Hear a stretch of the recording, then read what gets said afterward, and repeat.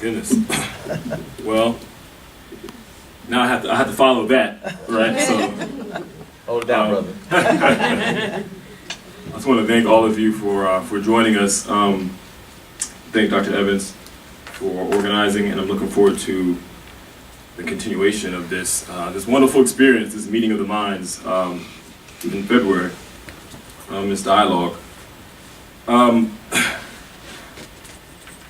My name is Cameron Patterson, and I've been tasked with the responsibility of responding, I see it as getting our dialogue going, because I want this to be interactive. I think that's where the meat of the fruit is in our dialogue. And so, I had prepared some of my own thoughts on this, but I'm going to exercise discipline and self-control, and I'm going to pose a question for each of our panelists in response to their presentations, and then hopefully that will just sort of spill over naturally into some questions from the audience as well. I'll just preface before I get into the questions, though. I do want to say that Dr. Evans brought me in started teaching here this semester, and in a course which was a course she had initially designed, but I ended up having the opportunity and the honors to teach. We've been reading the autobiography of W. E B Dubois. And one of the themes I've been discussing with my class this semester is the evolution of Du Bois' thinking on the subject of racial uplift, on the subjects of racial uplift and economic inequality.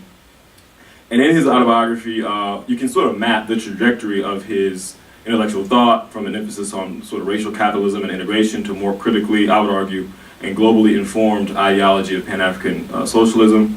And in many ways, Du Bois' life exemplifies the truism that the greatest power we possess is the power to change our minds. No idea, he wrote, no idea is perfect and forever valid. Always to be living and apposite and timely, it must be modified and adapted to changing facts. Therefore, I believe our challenge and our responsibility as intellectuals today is to critically assess how and why the facts we confront in the beautiful and continuous struggle for social justice have changed, and to develop new ideas, paradigms, and strategies for how best to affect the change we want to realize in the world. So with that, I will pose questions to our panelists in the order of their presentation, starting with Tina Dunkley. And I'm glad that you brought up criteria of Negro art, because I think it's a very important piece, very salient. And as you were speaking, you called to mind something Du Bois said in his book, The World in Africa, in 1946. He said, "In art, no race was so interesting to the artists of Greece and Rome as the black man. Other races in the classical world were pictured far less often in Hellenistic and Roman times. The Negro was rendered with fidelity during the most idealistic period of Greek art and with full appreciation for his type of beauty." And I wanted to share that with you because it's important that this conversation around art, it's important that we realize that Du Bois' interest in art extends beyond sort of the modern period, and that he was looking at art in the ancient world as well as in the Harlem Renaissance, or the New Negro Renaissance. And so you ended your talk speaking about native forms and Woodruff in that piece. And one of the questions, the question I want to pose to you is this: how would you assess Du Bois' work, and that is his writings and both his literary writings and his sociological work, at the level of form? Okay, how would you assess Du Bois' work, that is his writings, both literary and sociological, at the level of form? And so I'll let you sort of think about that, and I'll pose a question to the other panelists as well. Secondly, Dr. Blackburn Beeman offered a very interesting and sort of sweeping discussion and of Du Bois's work and influence. And so my question for you, Professor, in response to what you've shared with us today, is this. Throughout his life, Du Bois was, well, let me back up for a second. I thought it was also interesting how you talked about his relationship with Washington and obviously the debate there, right? And I think it's important to note that later in his life, Du Bois realized, I think, that Washington's program of economic empowerment and his own emphasis and Du Bois' own emphasis on politics and education were not mutually exclusive. And so I think it's another example of his evolution. But to the point, and you talked about religion throughout your piece, so this is sort of where this question is going. Throughout his life, Du Bois was very skeptical, very critical and skeptical of religion. So my question for you is, how would you reconcile Du Bois' critique of religion, or at least organized religion, with his spiritual connection to Africa, especially at the end of his life? I'll repeat it. How would you reconcile Du Bois' critique of organized religion with his spiritual connection to Africa, especially at the end of his life? And I want to share a quote with you as well that I think explains to some extent, or speaks to this. And this is also from The World and Africa, which was published in 1946. Du Bois wrote, "Africa saw the stars of God. Asia saw the soul of man. Europe saw and sees only man's body, which it feeds and polishes until it is fat, gross, and cruel." So I'm going to leave that there for your reflection. And then we come to Dr. Phyllis Longhorn, who has really, one of the things that I paid attention to in your discussion was your use of several, I think, important terms. You brought in David Blight and his work on public memory and historical memory, but you talked about counter memory. One might add to that cultural memory. You also talked about Du Bois's historical project, and some would characterize it as historical revisionism to some extent, certainly creating a new narrative or a counter-historical narrative.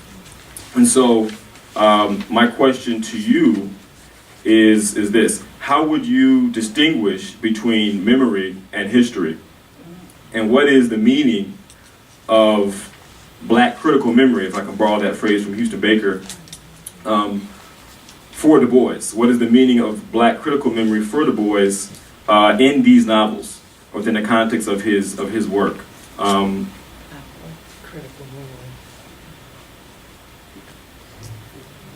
memory. And to take it a step further, do you think that this notion of critical memory, this concept of critical memory, could be used to accurately describe Du Bois' literary work as a genre? So can we think of Quest for the Silver Fleece, The Dark Princess, as works of Black critical memory, of critical memory? Just to bookend that, I think it's important to recognize that Du Bois actually said, above all, the American Negro, and this is a quote, "The American Negro needs to be taught to read and to support a school of art and literature which will preserve his history and culture." And he talked about the importance of that, and how the Black race in America can't allow its history to be distorted or lost. And he says even lost to memory. So I think memory is very important in Du Bois' work, and I think he's doing a lot of work there. But we don't, when we speak of memory and history and a relationship between the two, I think sometimes it's not always clear what we're really referring to. So that's sort of where I wanted, that's sort of what my impression was from what you shared.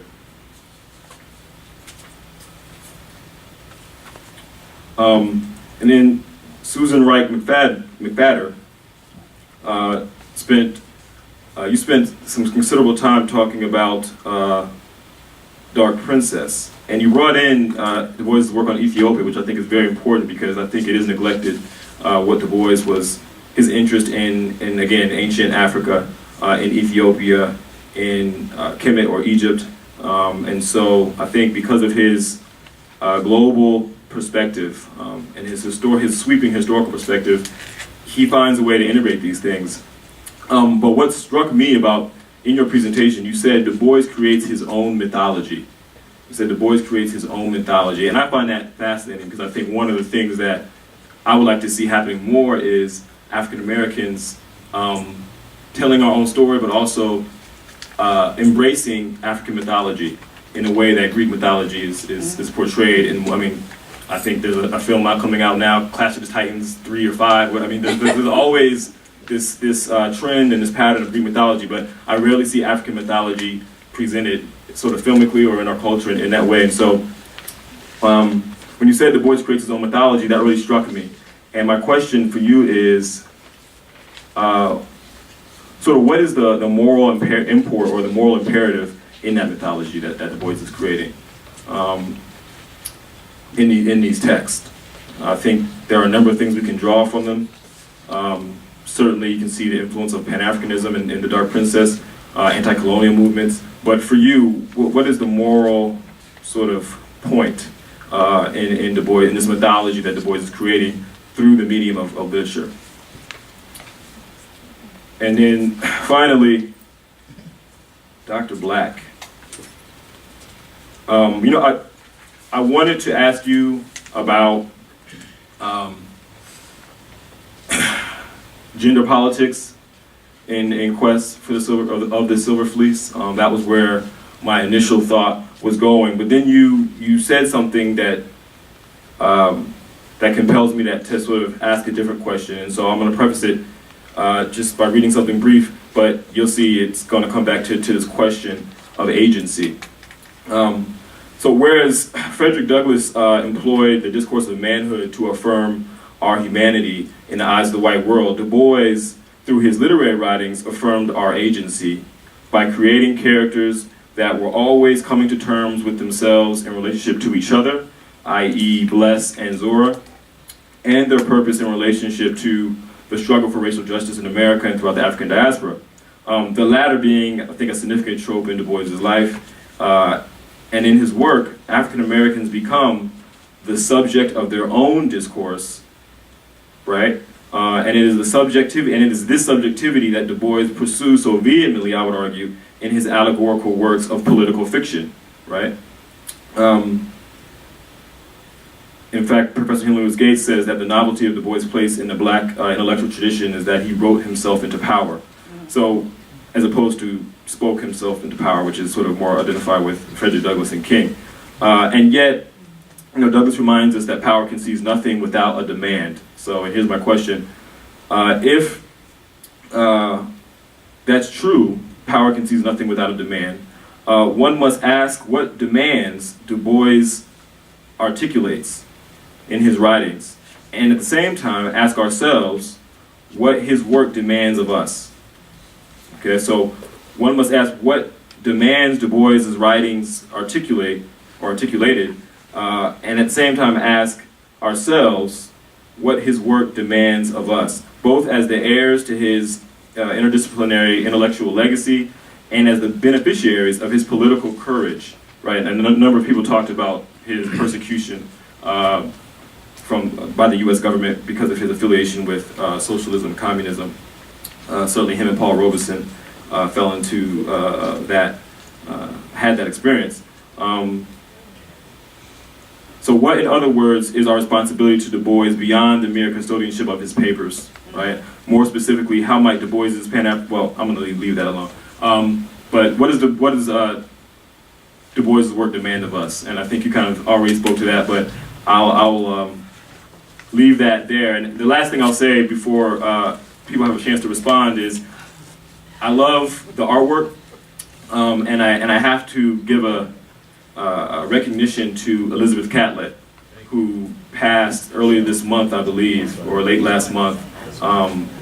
Her influence, you know, she was a sword among lions, if I could borrow that phrase in reference to Ida B. Wells Barnett. But I think artistically what she did really broke barriers, not only racially, but in terms of gender as well. And, you know, she also lived, I think, into her 90s. or thereabout, which is interesting because Du Bois, we know, lived quite a long time. And when I look at the piece in the back of the room, the banner, this woodcut, I see her legacy. So, I'll leave it there. Well, I just wanted to say that to Dr. Patterson, that I think he's just launched a whole another series of questions for another panel. Each one of us, which is wonderful. I mean, and to be quite honest, you'd have to repeat my question because I didn't have my pen. I must have left it up there. Okay. But if Question of form, Du Bois and form. yeah, it was a question of form in terms of how all of his works would somehow manifest in some Yes, way. it's how would you assess Du Bois' work at the level of form? Because we talk about, I think the argument is valid that every act of writing, painting, etc. is a political act, right? You talked about art as propaganda, which was what Du Bois believed in. But sometimes I think that conversation is limited to the subject matter of the work or the content of the work. Rarely do I see us discussing form. Maybe you could think of it from an artist perspective, medium. So how would you assess his work? I know he wasn't an artist, right? But as an art critic, as a writer. Well, I'm actually having a little problem processing the question, but just in terms of its, well, I mean, for me, what I would say to that is, I would still go back to the murals that we have here, mainly because each one of those panels, when you really look at it in total, and particularly relative to what Woodruff was saying in response to Du Bois. I mean, that's really, it was like a trigger, like a pebble in a pond that then rippled out and manifested into the series that we have here. I mean, that's just a concept, but I know that Woodruff himself was very upset about the fact that we didn't really get all of what he rendered. And it almost seems as, I don't know, that's a big question that I don't know that I'm really prepared to answer here today.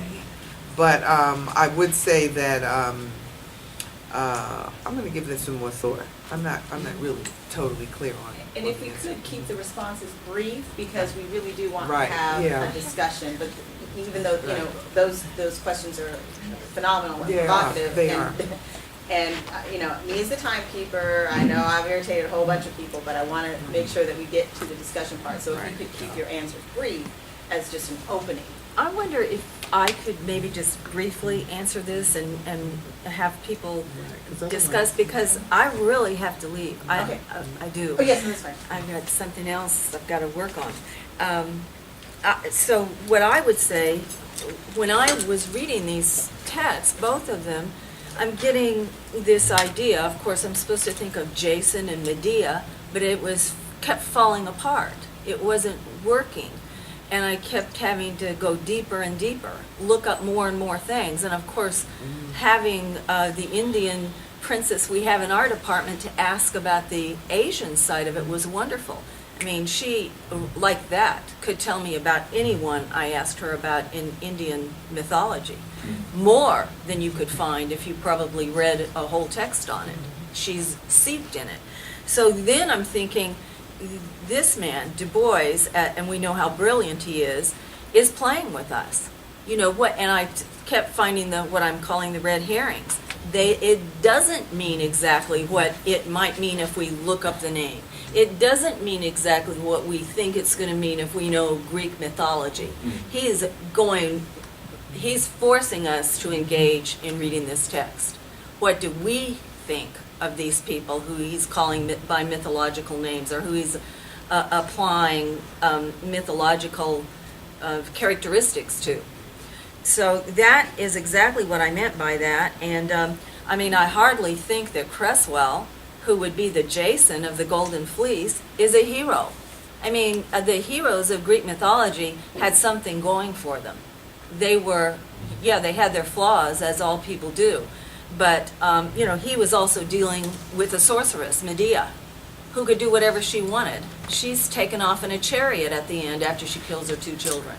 So, do I think Elspeth is that? No. I think she was a procurer but I think she had a much more important role than that in this text.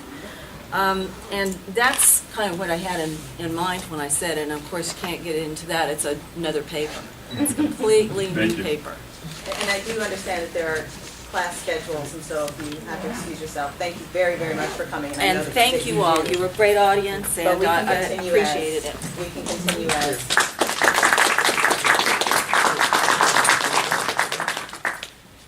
Okay. Art is religion. Art comes out of religion, out of the church.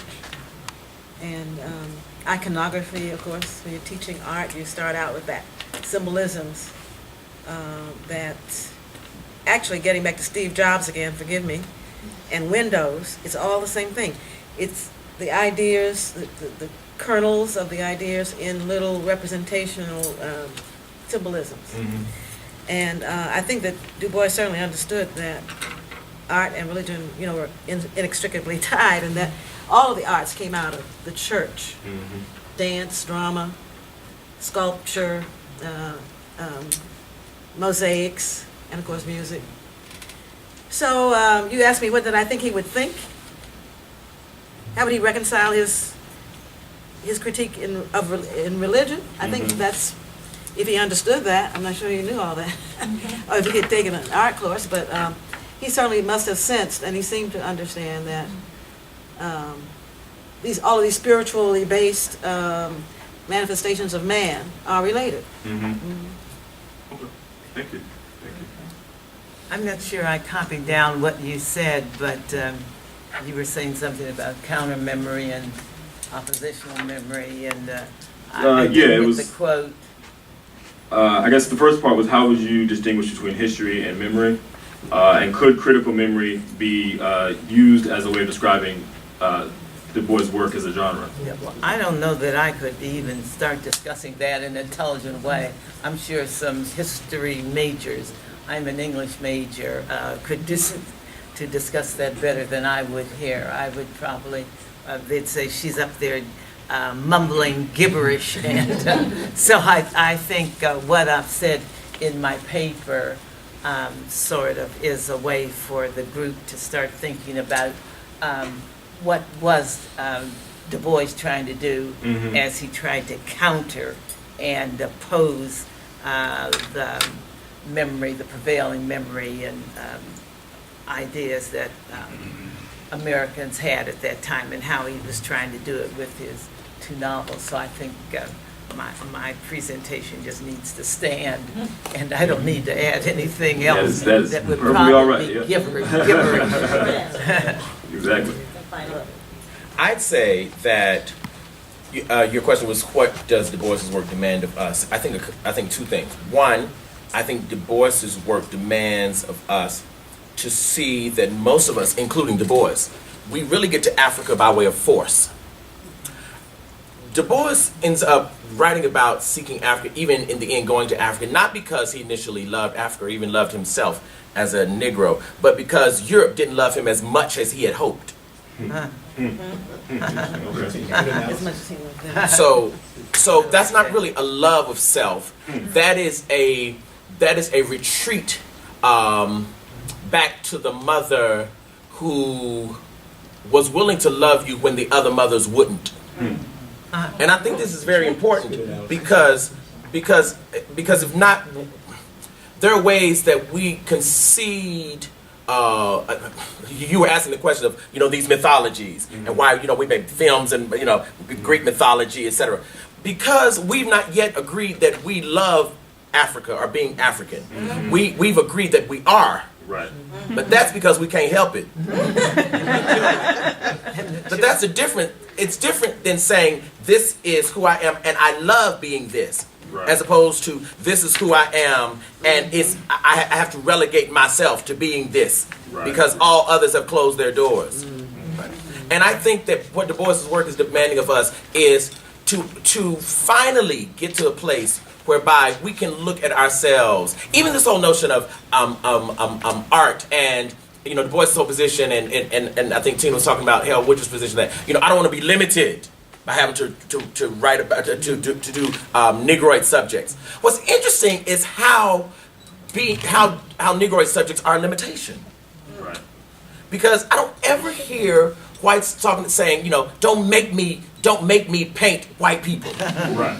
I'm not a white artist. I'm an artist. That's it. It seems like there's this inference that we always want to doing something else is the greater self. Right.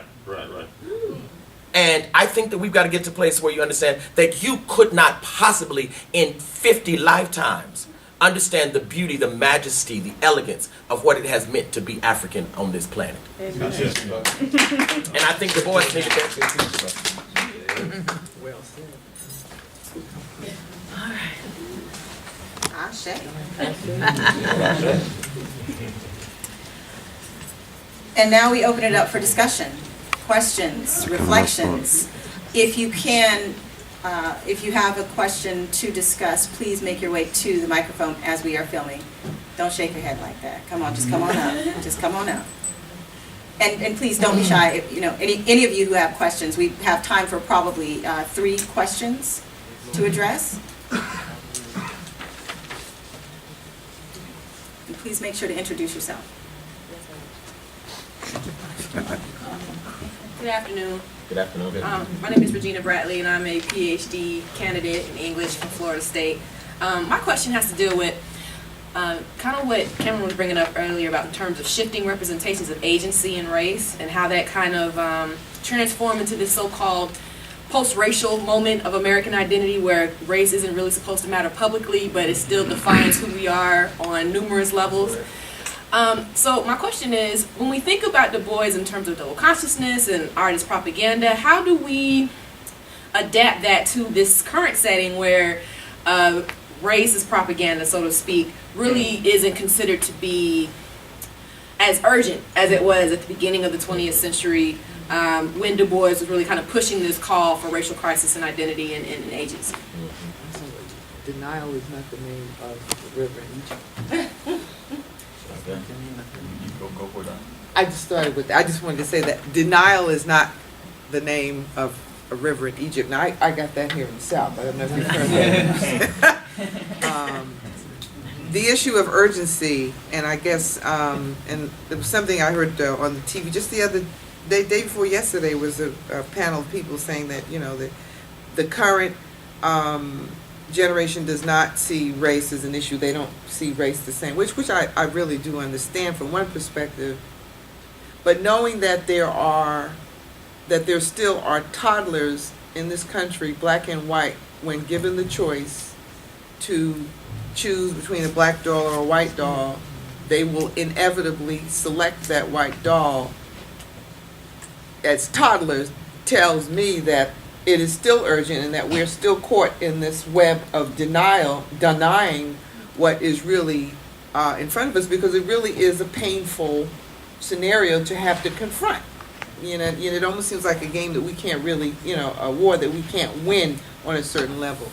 I don't know if I'm really answering that question, but I hear that in this post-black, what some of the artists, African American artists refer to as post-black, it's still part of the same discussion of the racial mountain and not being able to be accepted on a certain level, and you're still trying to push that back when in fact it's still very much a part of our reality.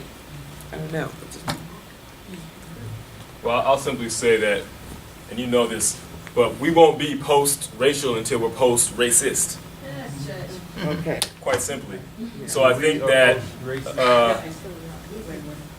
we won't be post-racial until we're post-racist as a society, right? So Right. I think that, it's interesting, again, going back to looking at the evolution of Du Bois' intellectual thought, where he ends up, where he leaves off, in exile, in Ghana, right?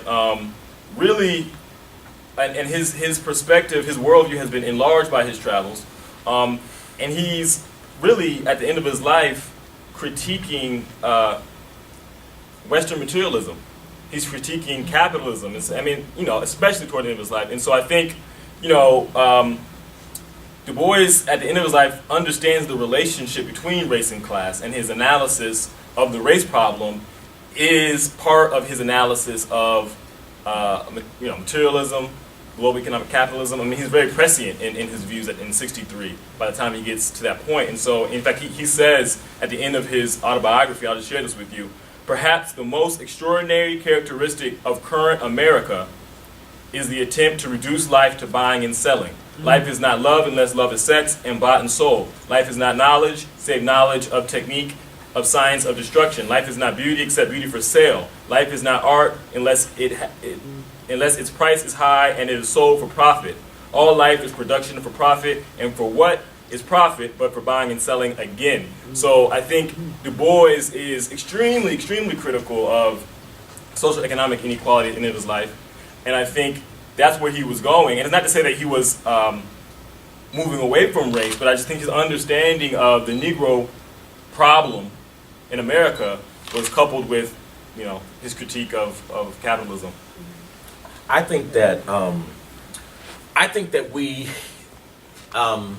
as a people, this whole post-racial thing, I think it's still evidence of our need for white validation. And I think that there are ways in which, even, you know, with the ascension of many of us, for example, voted for Barack Obama because he was black, right? Which in and of itself I'm not troubled by.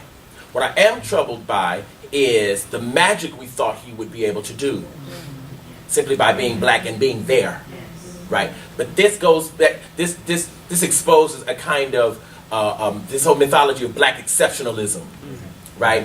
And that how we play on this notion of, oh, who's the first black to do this, or you was the first black to do whatever. What we really mean is we're praising that somebody let you in.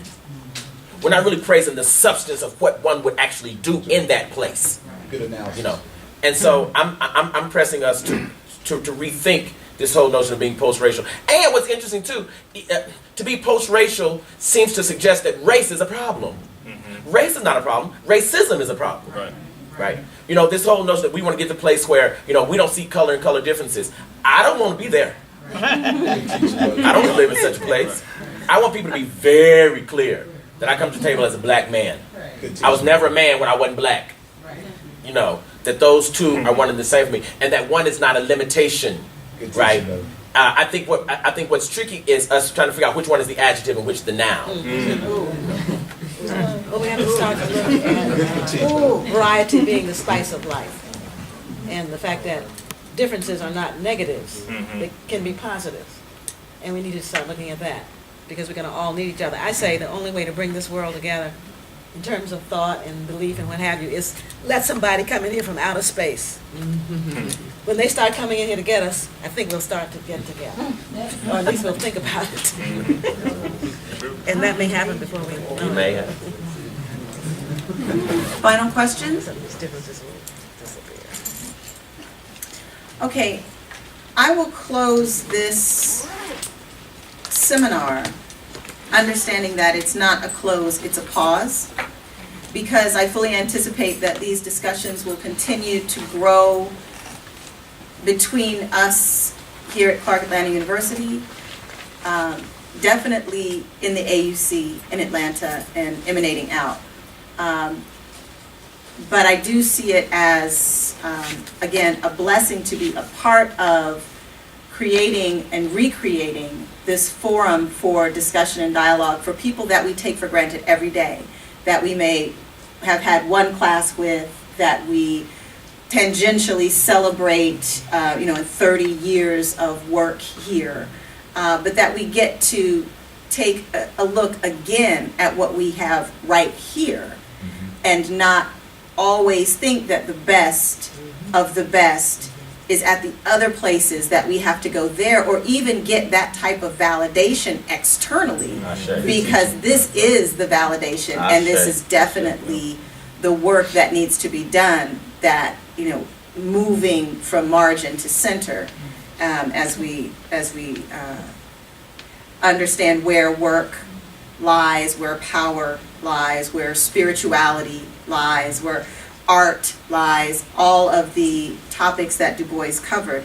So again, even though we're breaking for 2 months before we discuss autobiography, Africa, Reconstruction and Resistance, Church, Family and Uplift, business and economics, education, Black folk then and now, and then culminate the discussion in February 2013, which again, I don't think will be a stopping point, but will be an interesting pausing point, because these are the discussions that obviously have been going on for centuries, not decades, centuries, and we still have many problems to solve. And so again, this is just a stopping point for a couple of months. I will also point out that the history department is coordinating a trip to Ghana in December.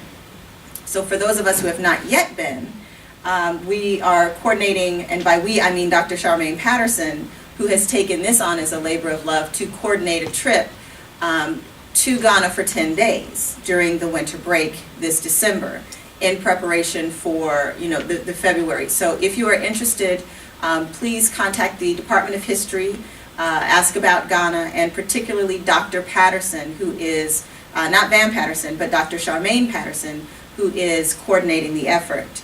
I think that would be all of the announcements. But again, I am grateful for the opportunity to facilitate these very necessary and celebratory and critical discussions. How dare someone say that Du Bois was not a brilliant writer, tour de force, my goodness. But that we do take seriously the responsibility to just to interrogate, not just to celebrate, and to interrogate ourselves, not just to celebrate ourselves as well. Again, I thank you all for coming, and we look forward to autobiography. I will say, in closing, if I were to recommend, of all the things that I've read, the Atlanta University publications and the research base is so essential. But I would highly, highly recommend Soliloquy, reading Soliloquy, as it is the last work that Du Bois wrote, and it really is a culmination of all of the pieces. And at the end of Soliloquy, he ends with deeds as memory, that this is all about memory. So that is his closing work. But I would also say, after reading The Dark Princess, which was a bit more evolved, I think, artistically and creatively and structurally than Quest for the Silver Fleece, that The Dark Princess is, and thank you, Dr. Wright, for bringing out The Star of Ethiopia, but Dark Princess is just a must-read. That is put on your summer list because it will expand on your understanding of what Du Bois meant by Pan-Africanism and how all of these themes are intertwined. So please continue to read over the summer, and we will see you in July for autobiography. Last time we mentioned how this new book that the center put out reflects on health, but we also need to mention we bought copies this time. Mm-hmm. We didn't have them last time. And Tina Dunkley's conversation with the Center for the Study of African and African Diaspora Museums and Communities is looking to rediscover some of our early pioneers in the museum. So it kind of fits with the arts and literature. And please stop by the table to see this book. There are a lot of Atlanta folk that we're trying to find out more information about. And that's Dr. Deborah Johnson-Simon behind the camera, and Mr. Clyde Bradley also behind the camera. And I must say congratulations to the newly minted Dr. Tate from the Department of History.